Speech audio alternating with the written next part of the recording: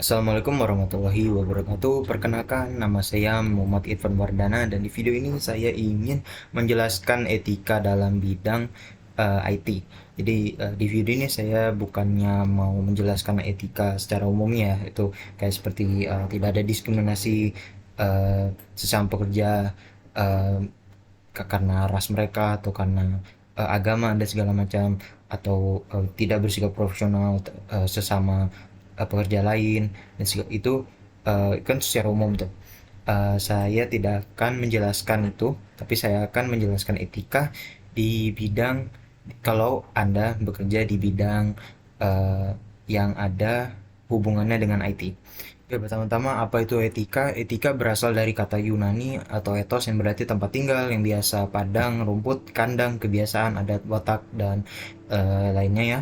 Adalah artinya berarti etika itu berkaitan dengan kebiasaan hidup yang baik, tata cara hidup yang baik atau baik pada diri seseorang maupun masyarakat.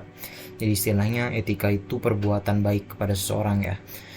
Eh, jadi ini tadi saya bilang etika di bidang IT ini saya tidak akan menjelaskan eh, tentang etika secara umum, tapi etika di bidang berbasis bidang IT ya.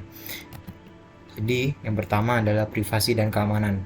Dan menjaga privasi dan keamanan data pribadi pengguna adalah tanggung jawab utama dalam bidang IT. Para profesional IT harus menjaga kerahasiaan data dan menerapkan langkah-langkah keamanan yang tepat untuk melindungi informasi yang dipercayakan kepada mereka. Walaupun kita memiliki kemampuan untuk mendapatkan informasi orang lain, bukan berarti kita bisa menyalahgunakannya. Nah, jadi misalnya kita kan bekerja sebagai tester sebuah kayak keamanan dari sistem orang gitu, jadi kita tidak boleh asal menyalahgunakannya ya apa kemampuan kita. Kedua adalah kepatuhan kepada hukum. Para profesional IT harus mematuhi hukum dan peraturan yang berlaku terkait dengan penggunaan teknologi informasi. Mereka harus memahami dan mematuhi kebijakan perusahaan, hak kekayaan intelektual, hak cipta, dan aturan lain yang berkaitan dengan penggunaan dan distribusi informasi. Jadi ini mirip yang kayak ke satu tadi ya, maksudnya jika walaupun kita punya kemampuannya bukan berarti kita bisa menyalahgunakannya. Mentang-mentang kita bisa bukan berarti kita harus melakukan hal ilegal dengan kemampuan kita. Yang ketiga adalah integritas dan tanggung jawab. Para profesional IT harus bertindak dengan integritas dan bertanggung jawab dalam melakukan tugas-tugas mereka. Mereka harus menghindari praktik-praktik yang merugikan atau merugikan pihak lain seperti penyalahgunaan akses, penyebaran informasi palsu, dan atau manipulasi data. Dan selanjutnya adalah keempat, keterbukaan dan transparansi. Para profesional IT harus berkomunikasi secara jelas dan jujur dengan pihak terkait, termasuk penggunaan teknologi dan sesama profesional. Mereka harus memberikan informasi yang akurat dan mempromosikan transparansi dalam penggunaan teknologi informasi. Hal ini untuk etika yang ini sering kali ya para kayak bisa apalagi teknisi-teknisi biasanya untuk mempermudah pekerjaan mereka atau pasti memberikan informasi palsu. Misalnya gini aja, kalian mau reparasi HP biasanya, walaupun mungkin harusnya yang diganti cuma baterainya aja, itu sebenarnya nggak terlalu mahal kalau dibanding part-part lain, tapi mereka bilang mungkin HP-nya nggak bisa direparasi dan harus mungkin diganti yang banyak, bukan cuma baterainya tapi juga mainboardnya. Jadi kalau misalnya mau dibaikin mahal banget, jadi disarankan untuk gak usah atau beli baru aja.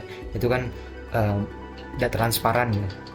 Itu walaupun dia cuman mau mempermudah diri sendiri, tapi itu secara etika tuh tidak baik.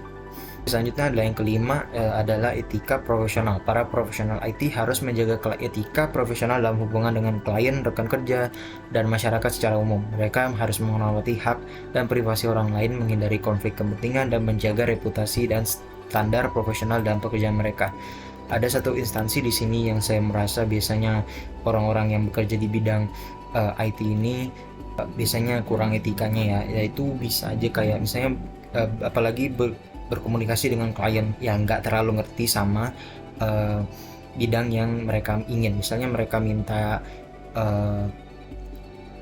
bongkar PC atau mungkin build PC, dan kalian karena mereka nggak ngerti cuman minta build aja, minta. Jadi pas kalian bilang ada komplikasi dan segala macam, mereka nggak ngerti.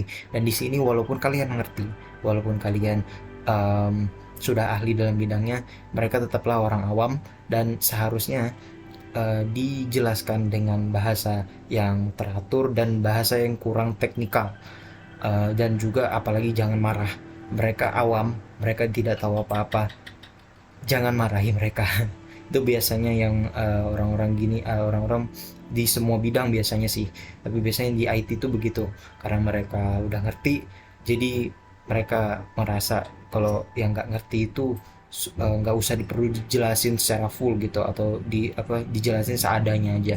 Itu jangan, etika kayak gitu tuh nggak baik.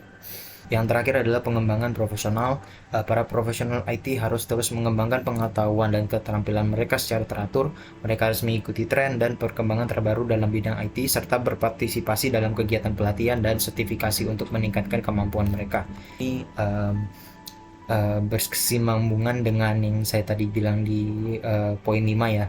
Ini maksudnya kalian harus, misal kalian di bidang situ, kalian harus di atasnya ya kalau bisa, itu supaya misalnya nanti ngomong sama klien lain, mungkin bisa juga ngomong kayak misalnya ada teknologi baru yang bisa mempermudah kalian, dan tapi di perusahaan kalian sudah punya kayak sistem, dan sistem itu mungkin mulai kuno, dan kalian mau implementasi teknologi baru supaya mempermudah pekerjaan kalian dan juga mungkin lebih efisien, dan kayak gitu lah etika yang baik ya. Itu saja presentasi yang saya berikan dalam video ini tentang etika dalam bidang IT.